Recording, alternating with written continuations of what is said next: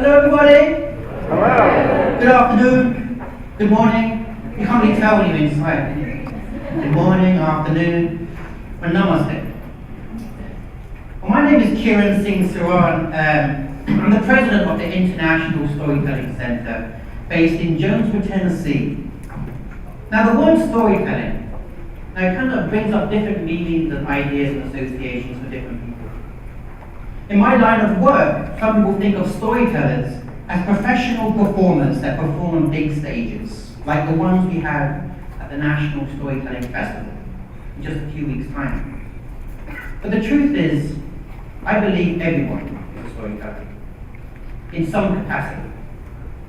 Whether it's sharing stories on stages like this at a conference, or telling a friend over lunch about a really bad date that you had. I'm sure plenty of us have bad dates.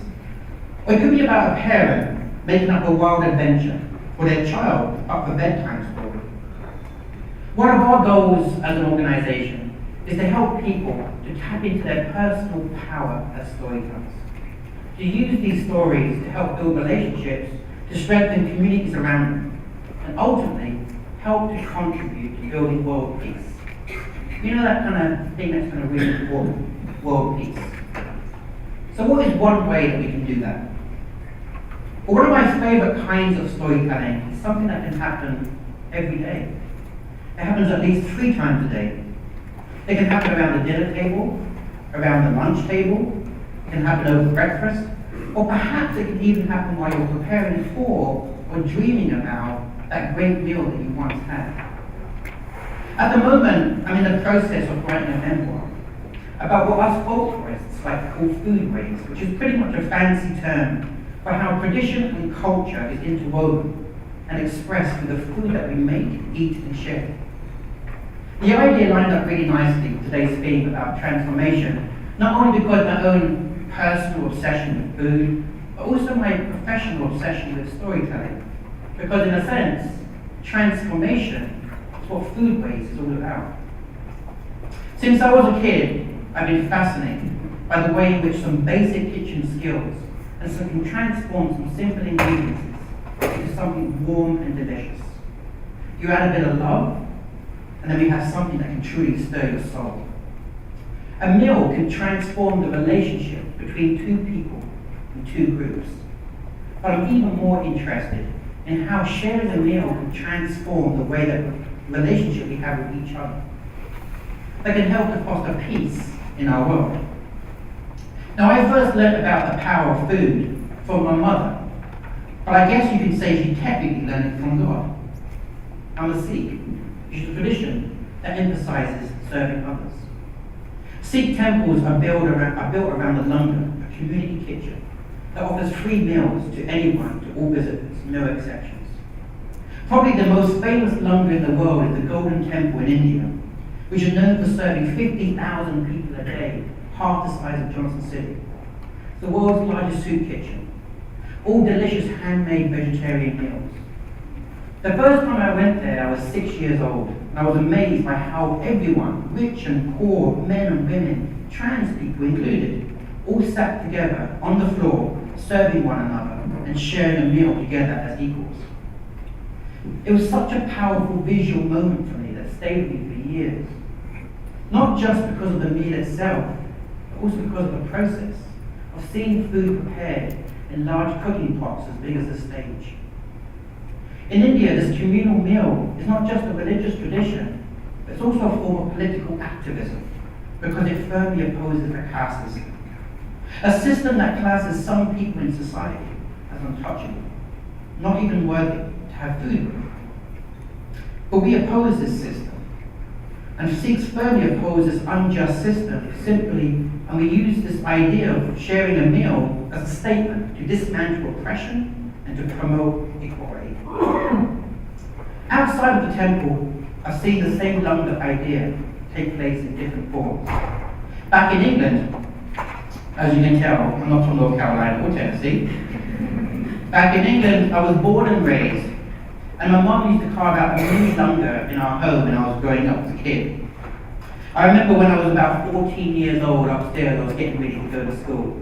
and downstairs I could hear my mum shout from leaning out the front door, "Tea's ready, boys." And I'd come downstairs in my school uniform, walk into the kitchen, and there would be 10 big burly men, garbage truck men, sipping on tea, eating biscuits, and laughing and joking with my mother, while my mum told them stories. At my grandma's house, we'd offer roti, a type of Indian bread, and we'd offer it to the birds before we ate ourselves. My grandmother taught us to do this. She taught it because she said it's a prayer of gratitude, to feed God's children, or creatures, and those less fortunate before feeding yourself. And that included people and animals alike. In Britain, I grew up in a home where we frequently cooked for a large extended family. Often we had hundreds of people gathered together for a meal to mark different kinds of events: Diwali, Eid, Christmas, weddings, and also funerals.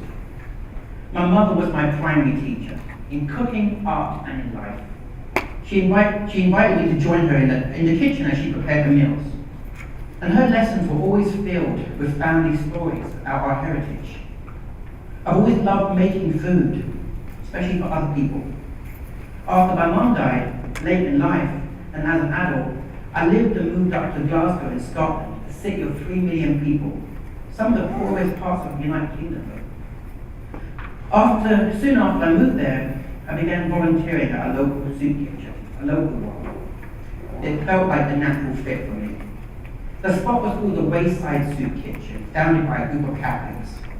I still think of those people I met there as family, even though I wasn't Catholic. They called me an honorary brother of the Legion. And often I was invited to say grace before meals, and I loved to do that. All the volunteers were in fact made up of people of different faiths and backgrounds. Especially in a city like Glasgow, that historically is divided under sectarian lines, going back to days of Reformation. But we had a Sikh family that owned a grocery store that would bring bread to the back door. And then Catholics and Protestants, Jews, Buddhists, Hindus, we'd all sit together and we'd cook this meal, we'd prepare the soup, and then we'd open the doors and feed 100 people every night. One of the volunteers there who stands out in my memory was a woman called Bridget, a small older woman, a devout Catholic. She always had a cigarette in one hand and a cup of tea in the other. And everything that she said had a kind of biblical ring to it. Once, after I returned from a brief trip to Rome, I learned that Bridget had had a stroke. I went to see her in the care home to find out that she was paralyzed completely on one side of her body, including her face. She couldn't speak. We sat there in the room. She lay on the bed and I sat in the chair beside her. I wanted to tell her how much I appreciated her. I wanted to tell her how much I loved her. So I showed her a video on my phone that I took of the Pope's Sunday service. And as I did, I could see this wrinkled cheek slowly lift up and a beautiful smile emerge. It's made her happy. The soup kitchen was where we met. It's where we prepped the food. For over 8 years, we shared each other's stories. We shared our stories with each other. And we made food together for those less fortunate. And this created a bond between us. Later, I came to the United States to study for my master's degree. I met Johnny, an elderly man. He was a man that lived at a men's homeless shelter in Chapel Hill, North Carolina. And this was a community that I came to know through my immersive research that I was conducting in this shelter, which included collecting and listening to people's stories over a 1 long year period. Many of my conversations with people from my academic life and school life, I felt just kind of never really got past the surface. But my conversations with Johnny got deeper, much quicker, in part because of our honest cultural exchange. I was really interested in the idea of home, and what that meant for someone who didn't have one. So interested, in fact, that it became the topic of my thesis. At first I thought, in talking to Johnny about home, men would talk about the shelter, the physical space where he lived at that time. But that was a notion based on my idea of home. When I asked him questions about home, Johnny would answer in ways that surprised me. Often talked about his past and the food that he cooked for his friends and family, what he once had. Over time, I learned that he was a baker. He talked about baking the best and most perfect southern biscuits and Oreo pies, and how when he was a baker, he would get up real early and manage 32 ovens in order to bake thousands of biscuits in a single morning, while he jammed the music of Eric Clapton. When we had these conversations, his descriptions became vivid and poetic. In our earlier talks, Johnny had focused mostly on his personal struggles, his dislikes, and the challenges he faced every day. He always seemed to be reaching to find the right words that could describe his life as a sheltered resident. But baking was something that he felt proud of, and he was able to talk about eloquently and with authority. It helped him tell me who he really was, because when he talked about the thing he loved, baking, and his memory of baking, he became an exuberant storyteller. I began to imagine him cooking, managing 32 ovens, as if he was creating an art installation. For Johnny, baking was his art. As I listened to Johnny talk about cookies and cobblers, I began to understand that his idea of home was different to mine. He didn't understand it as a place, but a feeling of comfort that he could revisit in his imagination. He was challenging me, my own understanding of home, by sharing these memories. In this case, we didn't even have to share a meal, although we did do that as well. It was just in talking about food that I was able to connect with someone whose life experience was different to mine. And he helped me understand the world in a new, different, bigger, and expanded way. Now, as you know, I actually live here now, in East Tennessee, a place that's become my home for the last 5 years. Since being here, I've done some cooking for my community. So it feels only right to end my talk with a story about my current home. Since I moved here, I actually began to learn how to grow my own food, thanks to some friends that I'd made. You know, I never knew what mulching was until a new group of farmer friends turned up one day one morning to mulch my backyard. They helped me grow my first batch of tomatoes, from seeds to fruit.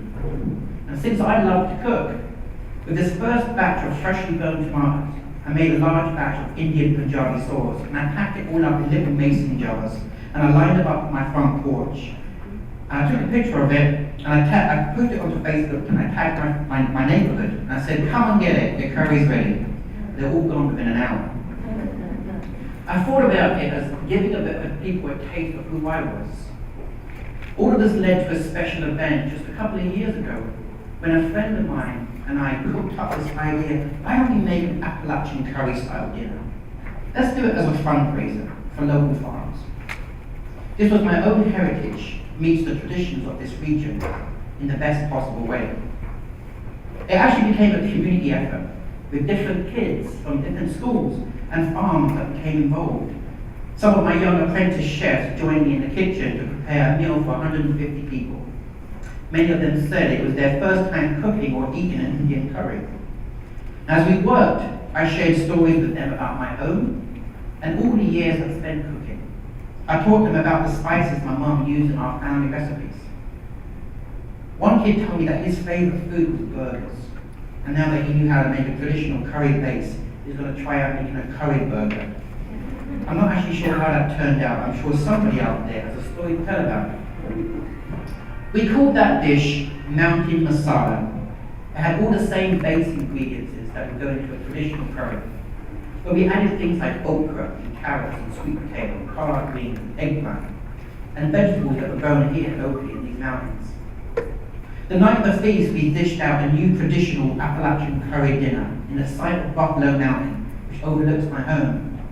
Mountain Masala was a hit. My mother would have been proud. Like our stories, food is something that we can share to build common ground and to connect to one another. Food is so connected to our lives that the very act of cooking invites the possibility of new stories. Whatever might be going on in the world, we can always invite a neighbor or a friend or anyone with a different view to share a meal and to break bread. In the Sikh tradition, we consider sitting down to share a meal with someone the highest form of prayer. But I think that's a tradition that actually crosses different faiths and different cultural backgrounds. With the politics of today, especially in this country, and the troubles of the world, one of the simplest things and most powerful things we can do is to share a meal. Food has a way of getting to our memories, and it helps us to build new stories about who we are and who we wish to be. Like our stories, food sometimes can come together in unexpected combinations, reminding us of where we've been and who we've known. Food can help us understand new things about ourselves, about the people around us, and about the world. In my professional opinion, it's absolutely the best time to share a story.